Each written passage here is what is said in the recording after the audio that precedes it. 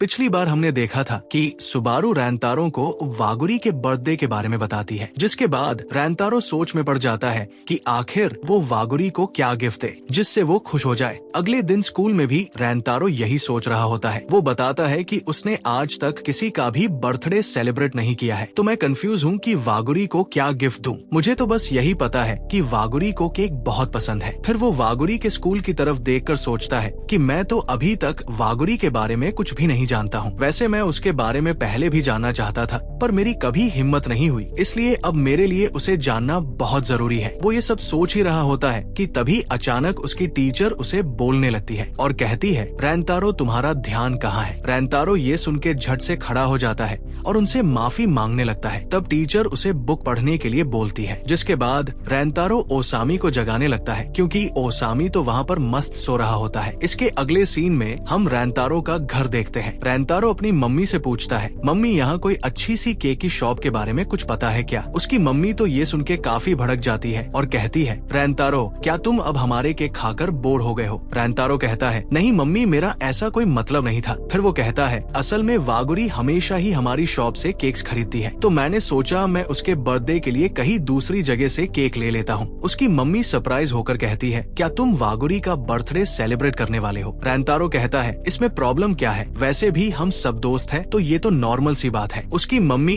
ये सुन के थोड़ी हैरान होती है, बट फिर थोड़ा खुश होने लगती है। फिर रैंतारो पूछता है, तो क्या आप कोई अच्छी केक की शॉप के बारे में जानती हो? इसके बाद उसकी मम्मी थोड़ा सोचती है और कहती है, रैंतारो क्यों ना तुम केक खुद बनाओ। रैंतारो ये सुन के कहता है, नहीं ये तो एकदम इम्पॉसिबल है, वैसे भी मैंने आज तक कभी कोई केक नहीं बनाया है। उसकी मम्मी कहती है, बट तुम मेरी किचन में तो काफी हेल्प करते हो, तो मुझे लगता है तुम केक बना लोगे। रैंतारो कहता है, मम्मी मैं तो आपकी बस थोड़ी बहुत हेल्प करता हूँ, मैं केक कैसे बना सकता हूँ? उसकी मम्मी कहती है, ठीक है तो फिर तुम अपने पापा से केक बनाना सीखो और साथ में केक बनाओ। रैंतारो कहता है, बट मुझे लगता है पापा काफी बिजी होंगे। तभी वो कुछ आवाज सुनते हैं। फिर वो देखते हैं कि रैंतारो के पापा वहाँ पर थकान की वजह से गिर गए थे। इसके बाद रैंतारो खाना खाते हुए कहता है कि मुझे पापा के लिए बहुत बुरा लग रहा है, वो हमेशा थके हुए रहते हैं और अच्छे से सोते भी नहीं है। उसकी मम्मी कहती है, तुम चिंता मत करो, वैसे भी तुम्हारे पापा ने अपनी लाइफ खुद चुनी है, तो वो एकदम ठीक है। मतलब कि केक शॉप खोलने का फैसला तुम्हारे पापा का ही था, तो अब मुश्किलें तो होगी ही। फिर उसकी मम्मी उसे बताती है कि उस दिन जब तुम अपने दोस्तों को यहाँ लेकर आए थे, उस दिन तुम्हारे पापा ने ही वो केक बनाया था और वो ऐसा करके काफी खुश थे। उस दिन वो काफी थक गए थे,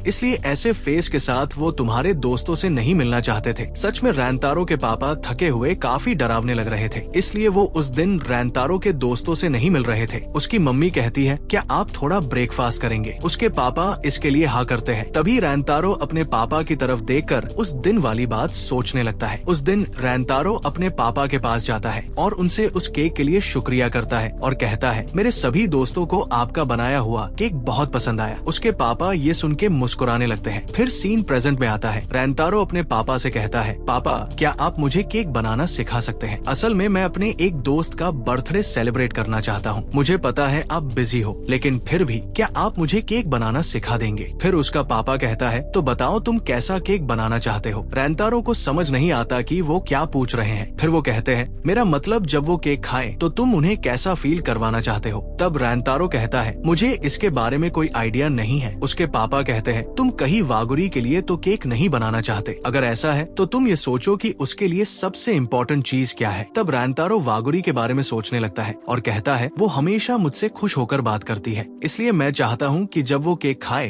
तो वो एकदम खुश हो जाए और कहे कि मैंने ऐसा केक पहले कभी नहीं खाया। ये सुन के उसके पापा कहते हैं, ठीक है तो फिर मुझे बताओ उसका बर्थडे कब है? रैंतारो उन्हें बताता है कि 22 तारीख को है, जो कि 2 वीक्स के बाद है। तब उसके पापा कहते हैं, ठीक है तो फिर तुम उस दिन तक केक बनाने की प्रैक्टिस करोगे। वो कहते हैं, अगर तुम मुझसे सीख रहे हो तो मैं चाहता हूँ कि तुम एकदम परफेक्ट केक बनाओ, मैं नहीं चाहता कि तुम आधे मन से केक बनाओ। रैंतारो कहता है, ठीक है पापा, मैं सब समझ गया। फिर इसके बाद वो लोग किचन में चले जाते हैं। उसकी मम्मी ये सब देखकर काफी खुश होती है। इसके बाद रैंतारो केक बनाना सीखने लग जाता है। वो उसके लिए काफी मेहनत करता है। हम देखते हैं कि रैंतारो पूरी रात केक के लिए मेहनत करता है और फिर क्लास टाइम में अपनी नींद पूरी करता है और घर पर वो फिर से केक बनाने की प्रैक्टिस करता है। उसकी मम्मी उसे मेहनत करते हुए देख काफी खुश होती है। इसके बाद हम देखते हैं कि रैंतारो की हालत काफी खराब होती है। उसके दोस्त उससे पूछते हैं कि आखिर तुम्हें क्या हुआ है, क्या तुम ठीक हो? रैंतारो की हालत काफी खराब होती है। साकू कहता है, इसके बाद हमारी फिजिकल की क्लास है तो मुझे नहीं लगता तुम उस हालत में हो। रैंतारो कहता है, नहीं मैं एकदम ठीक हूँ, तुम चिंता मत करो।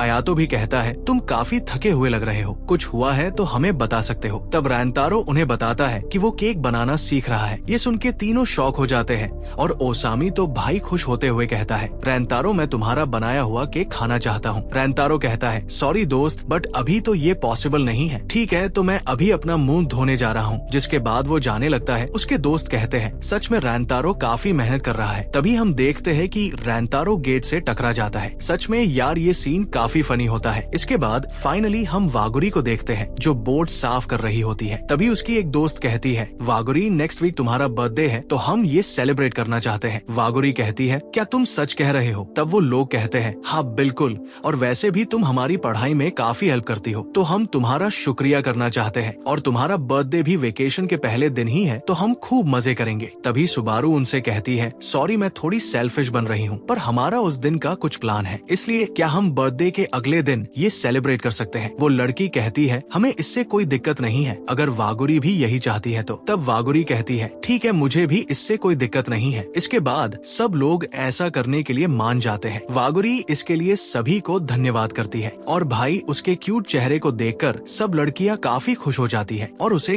गले लगा लेती है और कहती है, वागुरी तुम कितनी क्यूट हो, हम खुश है कि तुम हमारी दोस्त हो। इसके बाद हम रैंतारो को देखते हैं जो आते ही बेड पर लेट जाता है। फिर वो अपना फोन चेक करता है जिसमें सुबारू का मैसेज आया होता है। वो उसे बताती है कि 22 तारीख को हम बर्थडे सेलिब्रेट करने वाले हैं। जिसे पढ़कर रैंतारो कहता है, अरे नहीं, मैंने अभी तक वागुरी से तो इस बारे में कुछ भी बात नहीं की है। इसके बाद वो वागुरी को मैसेज करता है और उससे पूछता है, क्या तुम 22 तारीख को फ्री रह सकती हो? वागुरी उसके मैसेज को पढ़ के थोड़ी हैरान हो जाती है और शर्माने लगती है। तभी एक और मैसेज आता है। रैंतारो पूछता है, अगर तुम उस दिन फ्री नहीं हो तो अगला दिन भी चलेगा। वागुरी फिर घबराते हुए मैसेज करती है, नहीं मैं उस दिन एकदम फ्री हूँ। रैंतारो भी ये जानकर खुश हो जाता है। वही वागुरी सोचने लगती है, आखिर रैंतारो ने मुझे फ्री रहने के लिए क्यों पूछा? कहीं वो कुछ सरप्राइज तो प्लान नहीं कर रहा? फिर वो कहती है, नहीं मुझे इतना सब नहीं सोचना चाहिए और वैसे भी मुझे नहीं लगता कि उसे मेरे बर्थडे के बारे में कुछ पता होगा। फिर वो सुबारू को फोन करती है। सुबारू उसकी आवाज सुन के पूछती है, क्या तुम्हें रैंतारो ने कुछ मैसेज किया था? वागुरी शर्माते हुए कहती है, कहीं तुमने उसे कुछ बताया तो नहीं? सुबारू कहती है, माफ करना बट मैंने उसे तुम्हारे बर्थडे के बारे में सब बता दिया और वैसे मुझे पता है तुम बहुत खुश हो। वागुरी कहती है, हाँ खुश तो मैं हूँ बट सुबारू आखिर तुमने उसे बर्थडे के बारे में क्यों बताया? तब सुबारू कहती है, मैं तो बस ये चाहती हूँ कि तुम जिस इंसान को पसंद करती हो उसके साथ टाइम स्पेंड करो। ये सुन के वागुरी उसे थैंक्स करती है। इसके बाद हम देखते हैं कि वागुरी बहुत ज्यादा शर्मा रही होती है और कहती है, सच में मैं रैंतारो को अपने बर्थडे वाले दिन देख पाऊंगी, मुझसे तो अब बिल्कुल भी इंतजार नहीं हो रहा। फिर वो कहती है, आखिर मुझे उस दिन कौन सी ड्रेस पहननी चाहिए?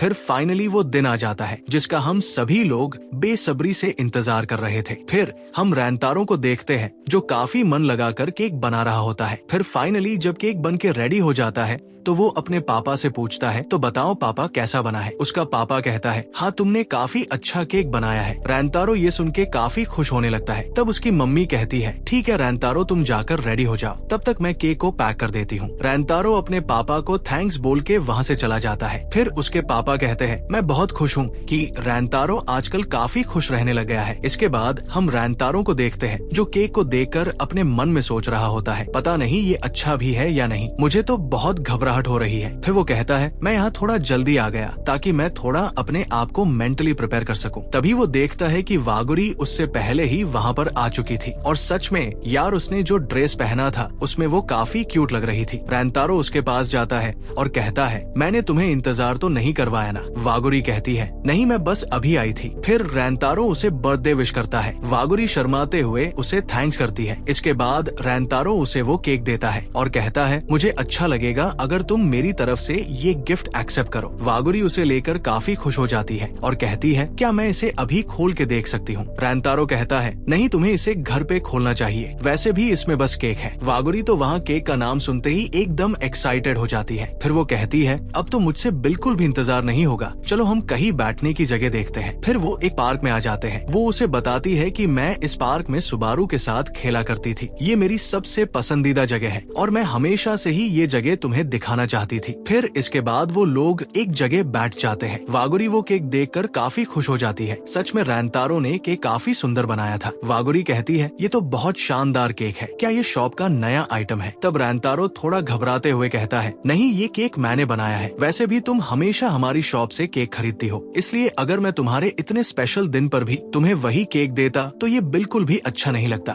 मैं चाहता था कि तुम कुछ अलग फील करो, इसलिए मैंने केक बनाने का डिसाइड किया। वागुरी उसकी ये बात सुन के थोड़ा इमोशनल होने लगती है। फिर रैंतारो उससे कहता है, सच कहूँ तो मैंने पहली बार केक बनाया है तो मैं थोड़ा नर्वस हूँ। तभी वागुरी कहती है, रैंतारो, क्या मैं तुम्हें आज रात को कॉल कर सकती हूँ? रैंतारो ये सुन के थोड़ा शॉक हो जाता है और कहता है, ठीक है, मुझे कोई प्रॉब्लम नहीं है, जिससे वागुरी काफी खुश हो जाती है। इसके बाद दोनों एक दूसरे को बाय बोलते हैं। इसके बाद रैंतारो वागुरी को जाते हुए देखकर सोचता है, मैं खुश हूँ कि उसने स्माइल किया। इसके बाद हम वागुरी को देखते हैं जो केक को लगातार देखे जा रही थी। वो कहती है, अभी तक कोई भी नहीं आया है तो मैं एक बाइट तो ले ही सकती हूँ। फिर वो केक की फोटो लेते हुए कहती है, वैसे भी आज मेरा बर्थडे है तो कोई प्रॉब्लम नहीं है। फिर वो थोड़ा केक अपने लिए ले लेती है और फिर वो रैंतारो की बातों को याद करते हुए केक खाने लगती है, जो उसे काफी पसंद आता है। इसके बाद हमें रैंतारो का घर दिखाया जाता है। रैंतारो इस टाइम पर टीवी देख रहा होता है। रैंतारो की मम्मी उसके पापा से कहती है, तुम्हें क्या लगता है सब ठीक रहा होगा? वैसे भी उसके फेस को देखकर मुझे तो नहीं लगता है। तब उसका पापा कहता है, ये तो एकदम मेरे जैसा दिख रहा है। तभी रैंतारो के पास एक मैसेज आता है और वो वहाँ से गिरते पड़ते हुए जाने लगता है। ये देखकर उसकी मम्मी कहती है, इस लड़के को देखकर कोई भी आसानी से समझ जाएगा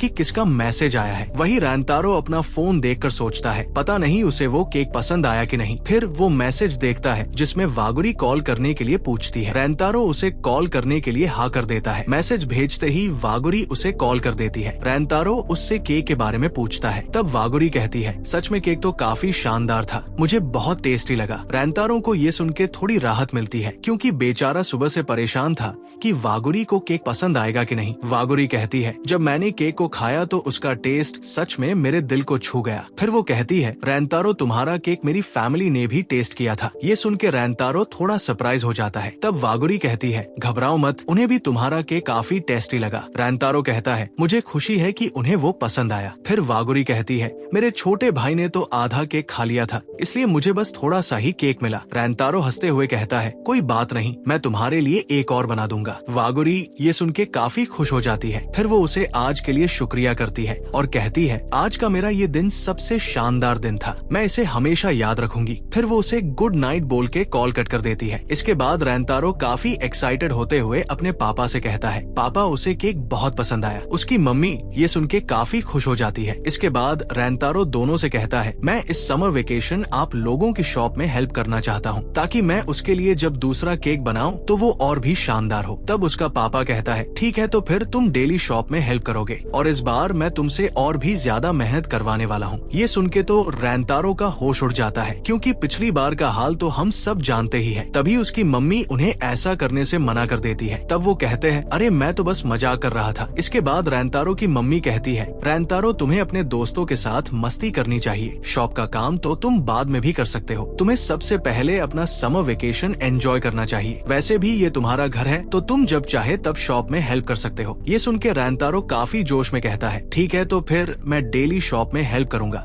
जब तक मेरा कोई घूमने का प्लान ना हो। फिर रैंतारो और उसके पापा केक के बारे में बात करने लगते हैं। उसकी मम्मी रैंतारो को हंसते हुए देख सोचती है, अब रैंतारो काफी खुश रहने लग गया है, इसलिए मुझे उसके दोस्तों को शुक्रिया करना चाहिए, खासकर वागुरी का। इसी के साथ ये एपिसोड यही खत्म हो जाता है। आपको आज का एपिसोड कैसा लगा कमेंट में जरूर बताना। तो मिलते हैं आप लोगों से इसके अगले एपिसोड में, तब तक के लिए गुड बाय।